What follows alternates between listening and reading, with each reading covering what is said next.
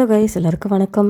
இந்த வீடியோவில் இந்த மாதிரி ஸ்டிச்சட் ப்ளவுஸில் எப்படி ஒர்க் போடுறது நான் ப்ரீவியஸ் நிறைய வீடியோஸ் போட்டிருக்கேன். இந்த வீடியோவில் உங்களுக்கு சிம்பிளாக கொஞ்சம் டிசைன் ஒர்க்கு பீட்ஸ் வச்சு உங்களுக்கு நான் எப்படி போட்டு காட்டுறது இந்த வீடியோ ஃபுல்லாகவே பார்க்கலாம் வாங்க. ரொம்பவும் சிம்பிள் ஒர்க்கு தான். கிளைண்ட் வந்து கேட்டிருந்தாங்க ஸ்டிச் ப்ளவுஸ் இருக்குது, எனக்கு கொஞ்சம் ஒர்க் பண்ணி தாங்க சொன்னாங்க. ஸோ கிளைண்ட் கேட்ட மாதிரி நான் ஒர்க் பண்ணி கொடுத்துட்டேன். இப்போ தான் ஃபஸ்ட் டைம் இந்த வீடியோ பார்க்குறீங்கன்னா please subscribe my YouTube channel. Welcome back to design by Regina.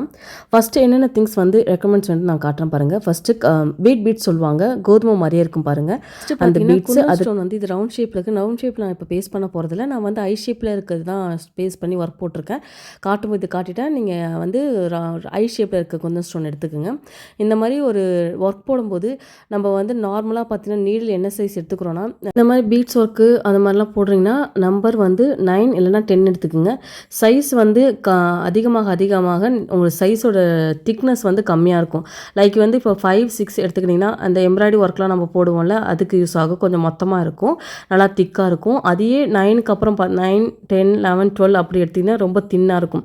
நீங்கள் வந்து பீட்ஸ் ஒர்க் போகிறீங்கன்னா தின்னான இதில் போட்டால் தான் உங்களுக்கு வந்து பீட்ஸ் வந்து இன்சைடாகவே போகும், அது உள்ளே போகும், இல்லைனா போகாது. ஸோ நீங்கள் எடுக்கும்போது 9 இல்லைனா 10 அந்த மாதிரி சைஸ் வந்து நீடில்ஸ் எடுத்துக்கோங்க.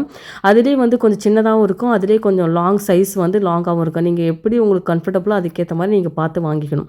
நான் சொன்ன மாதிரி இப்போ நீங்கள் உங்களுக்கு சைடாக போட தெரியலனா இந்த மாதிரி ட்ரா பண்ணிக்கிங்க. அப்சரா பென்சில், ஒயிட் பென்சிலை வச்சு ட்ரா பண்ணிவிட்டு இப்படி வச்சுன்னா உங்களுக்கு அந்த ஷேப் வந்து கரெக்டாக தெரிஞ்சிடும்ல. ஸோ இப்படி மாதிரி போட்டுக்க வேண்டியதான். அதாவது ரொம்ப ஒரு ஹெவி ஒர்க்காக வேணாம், சிம்பிளாக இருந்தால் போதும் சொல்லிட்டு இருந்துச்சுன்னா நீங்கள் இல்லை ஆல்ரெடி நீங்கள் ப்ளவுஸ் வந்து ப்ளைன் ப்ளவுஸ் வந்து கொஞ்சம் ஒர்க் அதிகமாக இருக்க சாரீக்கு இருந்துச்சுன்னா நீங்கள் இந்த மாதிரி போட்டு ட்ரை பண்ணி பாருங்கள். உங்களுக்கு வந்து எப்பயுமே நம்ம சாரீ வந்து என்ன இதுவாக இருந்தாலும் சரி தான், ப்ளவுஸ் வந்து கொஞ்சம் நல்லா ஒர்க்காக பண்ணி நீங்கள் ரொம்ப ரொம்ப கிராண்டாகவும் ரொம்ப நல்லாவும் இருக்கும். நீங்கள் அந்த மாதிரி ட்ரை பண்ணி பாருங்கள். இந்த மாதிரி நீங்கள் வச்சிருக்க ப்ளவுஸில் கூட நீங்கள் கூட ட்ரை பண்ணி பார்க்கலாம். ரொம்ப அதிகமாகவும் ஆகாது, கொஞ்சம் மினிமல் ஒர்க்கு தான். உங்களுக்கு அமௌண்ட்டுமே ரொம்ப கம்மியாக தான் ஆகும். மேக்ஸிமம் 300 to 400 தான் ஆகும் ஒர்க்குக்கு.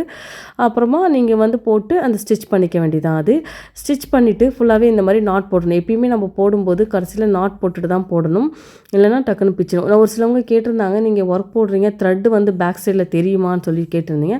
அதுக்கு உங்களுக்கு ஒரு டிப்ஸ் சொல்கிறேன். இன்னைக்கு போட வீடியோஸில் பார்த்தீங்கன்னா அந்த டிப்ஸ்லாம் உங்களுக்கு கிளியராக புரியும். நான் சொன்ன மாதிரி ஐ ஷேப்பில் இருக்க குந்தன் ஸ்டோன் எடுத்து இந்த மாதிரி நம்ம போட்டுடலாம், லெஃப்ட் ரைட்டில் போட்டுடலாம். அதுக்கு சென்டரில் இந்த மாதிரி பேஸ்ட் பண்ணினே வரணும். நான் வந்து B7000 தான் இந்த குந்தன் ஸ்டோனுக்கு எப்பயுமே பேஸ்ட் பண்ணுறேன். பிகாஸ் அது ரொம்ப கொஞ்சம் நல்லா திக்காக பிடிச்சிக்கிறதால. ஸோ எந்த ஒரு டக்குன்னு நம்ம வாஷ் பண்ணால் கூட அது வந்து அந்தளவுக்கு எடுத்துன்னு வரல. ஸோ இந்த B7000 க்ளூ வந்து இங்கே ட்ரை பண்ணி பாருங்கள். இதுக்கு வந்து பென் வந்து ஸ்டிக் பண்ணுறதுக்கு ஸ்டோனு ஸ்டிக் பண்ணுறதுக்கு பென்னு நீங்கள் கேட்டிங்கன்னா அதுவும் அதோட கூட க்ளூ பேட்னு ஒன்று கொடுப்பாங்க. அதை வந்து எட்ஜில் வச்சுட்டு நீங்கள் எடுத்து ஜஸ்ட்டு பேஸ்ட் பண்ணிக்க வேண்டியதான்.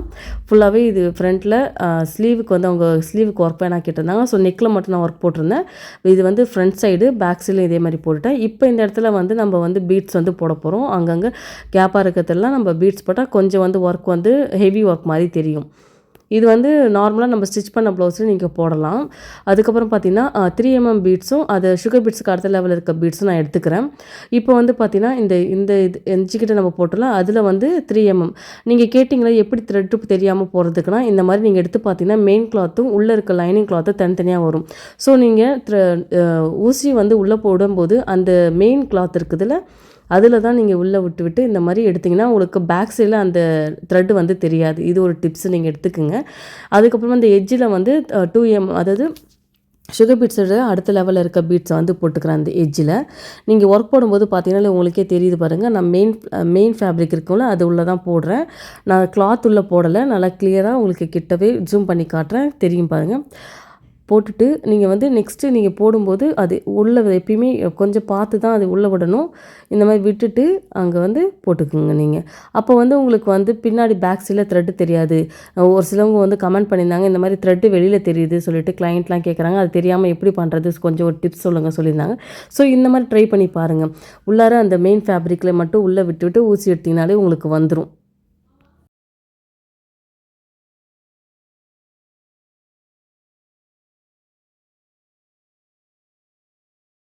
அதனால் உங்களுக்கு மெயின் ஃபேப்ரிக்கில் நீங்கள் போட்டிங்கன்னா பேக் சைடில் பார்த்தீங்கன்னா ஆக்சுவலி நாட் மட்டும் தான் போடுறது தெரியும்.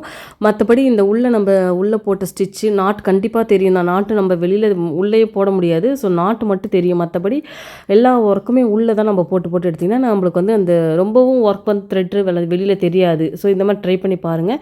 நாட்டு எப்பயுமே போடும்போது இந்த மாதிரி திருப்பிட்டு ஜஸ்ட்டு ஒரு சின்னதாக ஒரு எடுத்துகிட்டு லாக் பண்ணிவிட்டு அதை அப்படியே ஜஸ்ட்டு நாட் போட்டுக்க வேண்டியது. நாட் போட்டால் தான் கொஞ்சம் ஸ்ட்ராங்காக இருக்கும். ஸோ நம்ம வந்து நாட்டு வந்து தெரிகிற மாதிரி தான் போடணும். அது மட்டும் தான் தெரியும். மற்றபடி உங்களுக்கு அந்த த்ரெட் நம்ம உள்ளே எடுத்து ஒரு சிலவங்க வந்து நீட்டாக போட்டிருப்பாங்க. அந்த மாதிரிலாம் இல்லாமல் இந்த மாதிரி யூஸ் பண்ணி பார்த்தீங்கன்னா உங்களுக்கு வந்து மெயின் ஃபேப்ரிக்கில் மட்டும்தான் ஒர்க் வந்து தெரியும். மற்றபடி வெளியில் வந்து நாட்டு மட்டும் தான் தெரியும்.